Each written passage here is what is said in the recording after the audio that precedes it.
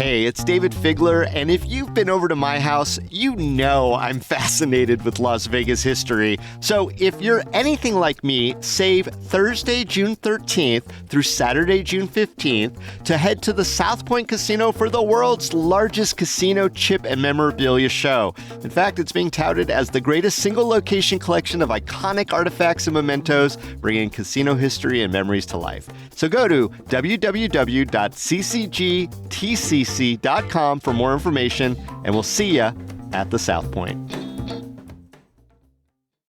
Before we jump into today's episode, I've got executive producer Sonia Cho Swanson here with an update on the June 11th primary.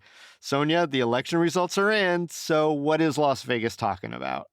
Well, David, first up in the Las Vegas mayoral race, as of about 11 p.m. Tuesday night, no single mayoral candidate had gained 50% of the vote. So it's looking like the top two candidates, Shelley Berkeley with about 35% of the vote Tuesday night, and Victoria Seaman with about 29% of the vote, will face off in November. Next up, per most predictions, Sam Brown has won his primary race and will be the GOP nominee for U.S. Senate, running against Jackie Rosen in November. And a couple of super local races that we've been following.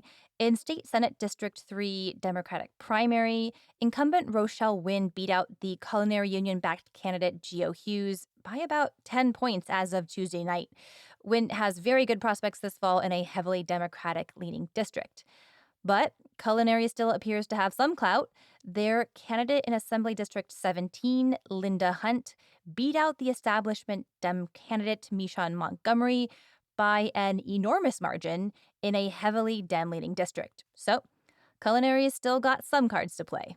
Thanks, Sonia. And a quick reminder, we'll be discussing these results in more detail in our Friday News Roundup, so make sure to tune in then. There's been an uptick in media reports lately about what seems to be a significant increase in prostitution arrests all around the valley. It's kind of unclear what's going on here, though, whether it's the result of more enforcement, new trends, or something else behind the LVMPD data. But it all kind of begs the question, with legal brothels just an hour away, why aren't brothels legal in Clark County? Today on CityCast Las Vegas, we revisit our conversation with UNLV sociology professor Barb Brents to figure out what it would take to bypass the politics or maybe even legalize brothels right in our city. It's Wednesday, June 12th. I'm David Figler, and here's what Las Vegas is talking about.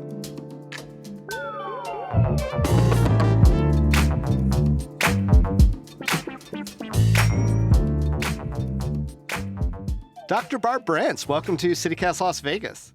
It's great being here. Well, it's great to have you, and we're going to talk about a subject that doesn't get a lot of attention here in Las Vegas, but I know it's something that you've been studying for a long time, and that's brothels. What brought you to brothels? So I moved to Las Vegas about 30 years ago now with no intention of studying the sex industry because I thought, like many, that it was a really bad thing. But I started having students in my classes who worked in the sex industry, and it really made me think very differently about how I had thought about sexuality and the commodification or the use of sex to buy and sell stuff. And I had a couple of students in one class once who said, we want to do research on the brothels. And so they drove out and wrote a paper.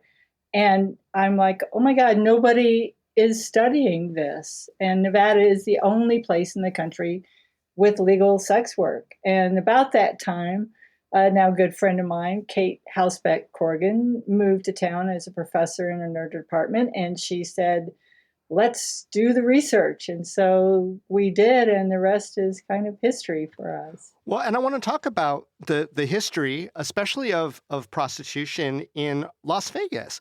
I mean, I know that Las Vegas had prostitution legal, basically, since its beginnings in the city itself. Block 16 was a notorious red light district. I believe it went all the way through World War II, at least. Was it legal, or did law enforcement just turn a blind eye to it at the time?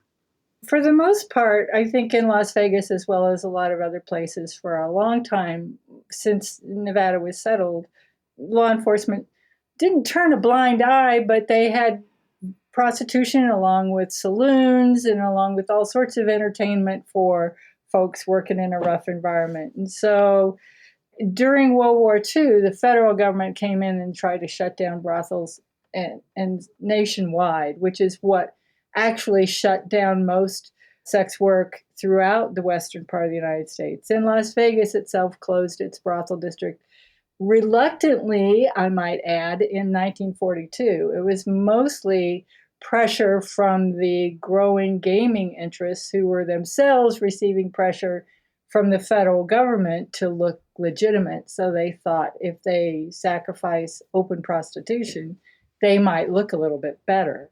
Right. But of course, they didn't get rid of prostitution altogether. They just made it illegal. Right. And as I understand it, there was like a short period when that federal order was lifted and they gave it a run. But yeah, like you said, the gaming industry says, no, we don't need that. We've got other vices that we're going to exploit for money. So how did prostitution become legal in the rurals, but illegal in Las Vegas or in Clark County proper?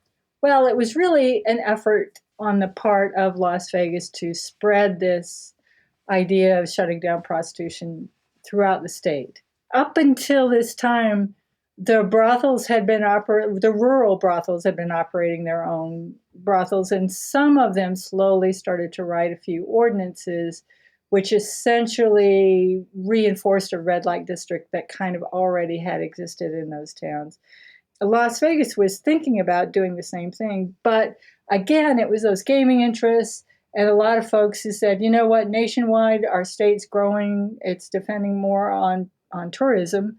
What that bill did that they were trying to introduce actually made the rurals go, no, we're going to keep ours because we like them and it's good business. So there was a compromise bill that said that you can't have prostitution in counties over 200,000, which only eliminated Clark County. So essentially, in several court battles later, what happened was that many of the rural brothels passed ordinances and created their own brothel districts. And now this was when, 1971? 1971. This was Okay. in February of 1971. But really, it wasn't until the 1980s that several court cases sort of ruled that, yes, absolutely, the rural counties can do what they want and create their own brothel ordinances. So I've heard some people refer to this 1971 law and the subsequent adjustments to that law as the great experiment to see whether or not legal prostitution can exist in this country. Is it fair to call it an experiment, maybe a really long experiment? And if so, was it a success or a failure? Actually, I'd kind of say that making prostitution completely illegal, as we've tried to do in most of this country since the progressive era, was itself an experiment because brothels have existed much, much longer than laws expressly trying to eliminate it have. So I'm going to turn that on its head and say brothels are actually older and have a lot more history, as does other forms of places where sex workers can work.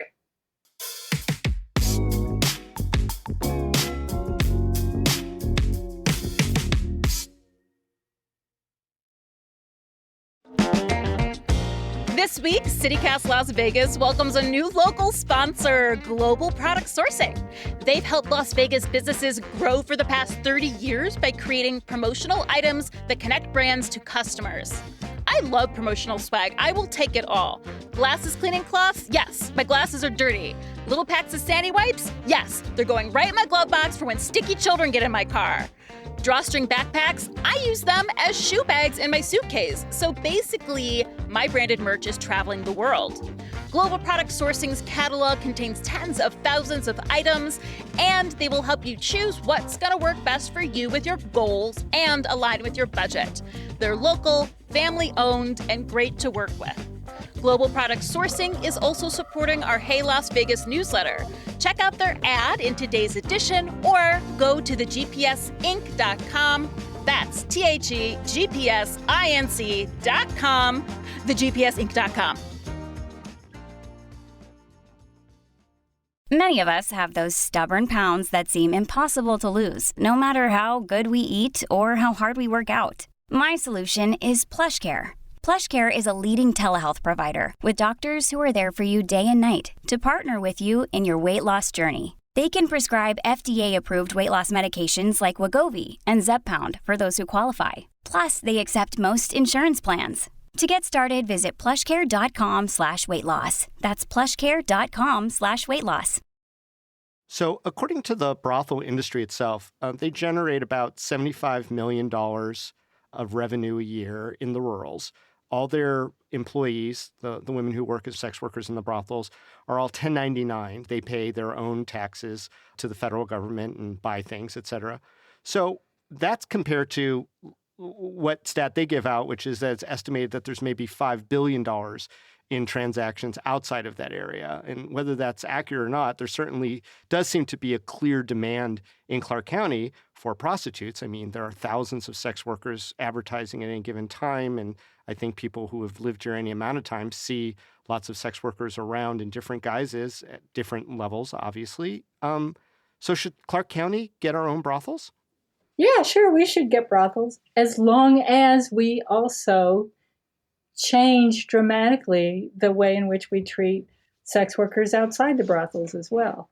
We have way too many laws criminalizing individuals that sell sexual services consensually, providing services to clients who want them. I think that COVID kind of showed us the need for personal touch and intimacy that everyone has, and if a client has a need for sexual services and there's somebody willing to provide them, a lot of sex workers see themselves as providing a really important and needed service. So there needs to be ways for those folks. Here's the problem with just having brothels and nothing else. Okay. You create a two-tiered system.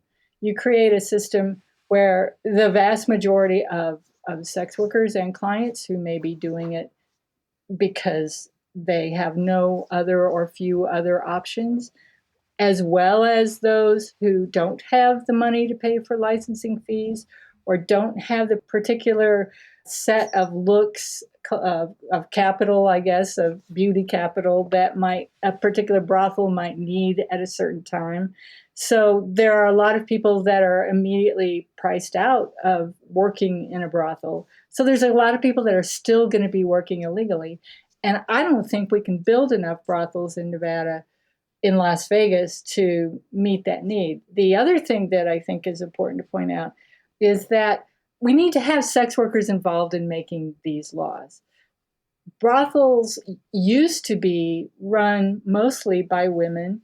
Even today, now, most of the management is women. But when the counties started instituting these really strict rules about who can get a brothel license and who can run a brothel, and licensing fees. Licenses and fees and all that stuff, it drove all the women out of owning brothels. And today, most of the brothels are owned by men or by some conglomeration of business partners. But most of them are male, even though the women are running it. So it creates an even more sexist kind of two-tiered system, coupled with the fact that we live in a climate where people are reluctant to accept the need for sexual services and the rights of workers who provide those. We have even legal brothel workers today have trouble getting banking because the banking industry has decided to be the moral arbiter. Don't get me started on that, but it seems to be the moral arbiter of everyone and canceling accounts if they think that things might be quasi illegal or immoral or unreliable. So a lot of sex workers have trouble getting banking, keeping bank accounts, getting housing loans to buy houses, et cetera. So that whole financial industry has to be changed as well, or else the women that are working in this industry are going to have a lot of trouble. Wow, this really sounds like a parallel of the marijuana industry as it sort of transitioned into legality. They're still having troubles with banking and people kind of not wanting to deal with them because they're dealing in something that's federally illegal. But here, it seems like if we had legal brothels and if we also, as you're suggesting, simultaneously decriminalize sex work, some of those issues fall away, but what other issues might arise? Well, I'll tell you that the places that have removed many of the laws criminalizing sex work, they have brothels that exist alongside the more independent workers. And a lot of workers prefer the brothel context because you work with other folks. Management deals with all the advertising and the client arranging and a lot of those logistics. So there is an important business model for brothels in a decriminalized system. The other problem, though, is that independent contractors in Nevada don't have a lot of rights to begin with. And I don't care whether you're working in as a waitress or in bottle service or in the brothel. There are few places you can go if your boss is not following the independent contractor rules. And you're also constrained by, I don't want to make waves because they can fire me and I won't have any income. But it's really difficult for a brothel worker, especially, to complain about the brothel rules in which they work. A, because they're making money, B, because they won't get hired again. And the brothels, like many management, if they perceive somebody's starting to organize something, will just not bring them back next time. Now, Barb, you've mentioned the word decriminalized a few times. Maybe just for our listeners, if you had to summarize it in one sentence, what's the difference between legalizing sex work and decriminalizing sex work?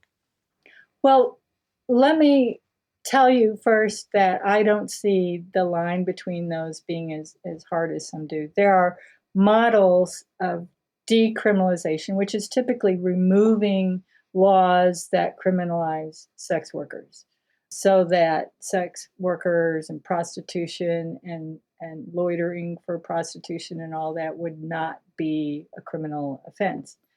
Legalization is where you institute a set of rules and policies and bureaucracies in order to deal with brothel businesses. What has worked, I think, in many places is to remove the rules against loitering, etc., for prostitution and soliciting, and allow workers to work with each other and have third parties help them in some fashion or another, and also have a system whereby if a certain number of you want to create a business, you can do so. Now, the difference between the Nevada legalized system is that it's only legalized and nothing else is decriminalized, and the rules and regulations are all enforced through law enforcement.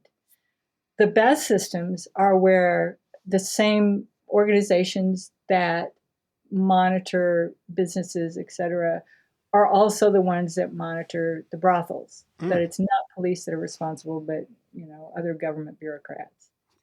And that removes some of the stigma and allows police to focus on more important issues. Yeah.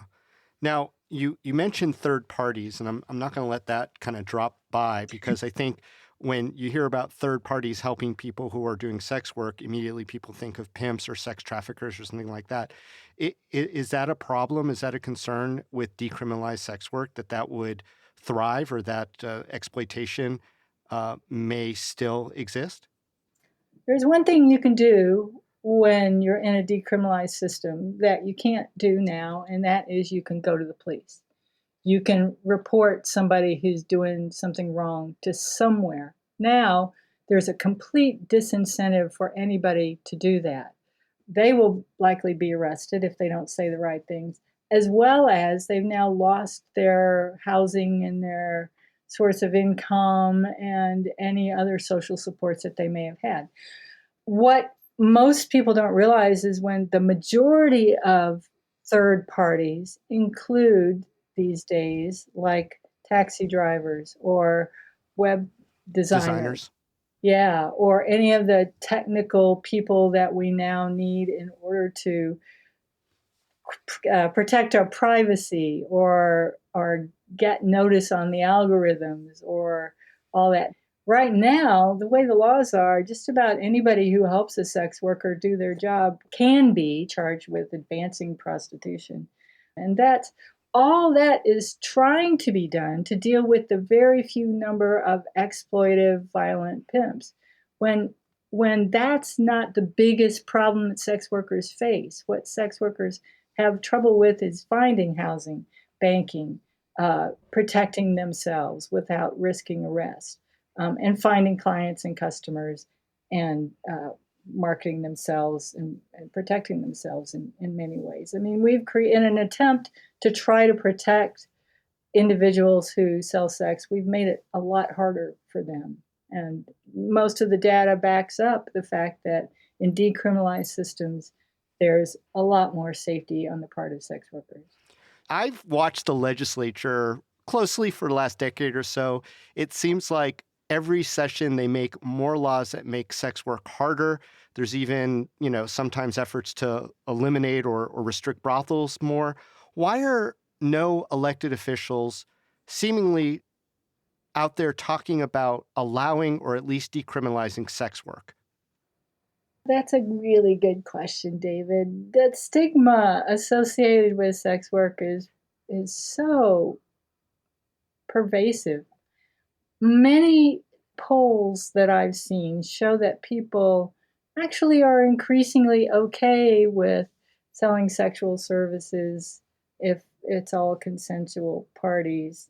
Increasingly, so that's growing. But nobody in this climate of culture wars, etc., wants to say anything in favor of not outlawing sex work because of the headlines. And I think there was even one for our own little city council person who was saying, hey, brothels are not a bad idea in Clark County in Las Vegas. And the headline of the opponents, he wants to legalize prostitution. Who said that? So there's, Do you remember? I think it was about Bob Coffin. I saw a sign somewhere around there that they went after him because he was sort of supportive of prostitution. And back in the day, I think Mayor Oscar Goodman also thought, look, there's a lot of money to be made.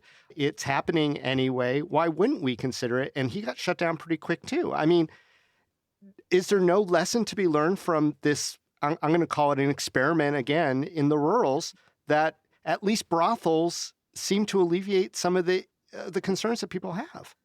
I would say that things are changing. I would pretty emphatically say that I would only support brothels if there was also decriminalization that went with it. Mm-hmm. And I would be very surprised if our legislature was going to first remove all the ridiculous laws that they've put on the last several years before they allow Clark County to legalize prostitution. So I think it's going to be a hard sell. But you look nationwide, more and more places are considering measures decriminalizing sex work. New York is going to have a bill, I think, to decriminalize. Washington, D.C. is discussing. Oregon. More and more places are recognizing what a lot of national health organizations are saying, that decriminalizing sex work is better for the health of the population as a whole, and better for protecting people who are involved in the sex industry. Is there an irony at foot here, Barb, that Las Vegas or maybe even Nevada in bigger part is too moral to accept it in our one city? It just doesn't make sense to me. Yeah, I know. Well, before I moved to Las Vegas, I had a professor who actually wrote a book about Nevada and the gaming and the prostitution industry, and it was called Morals Legislation Without Morals. And it highlighted this contradiction that Nevada markets and built an economy based on vice and based on making money off it being, stigmatized and don't tell anybody, but we're doing what happens in Vegas will stay here, Yeah. I'm wondering if we'll ever see it on the ballot, Barb.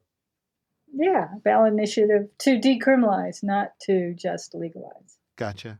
This is a fascinating conversation about something that happens nearby, but strangely not in our city. And we'll see. We'll see how it goes. Yeah. Barb Renz, thanks so much for joining us on CityCast Las Vegas. Thanks for having me. It's been fun.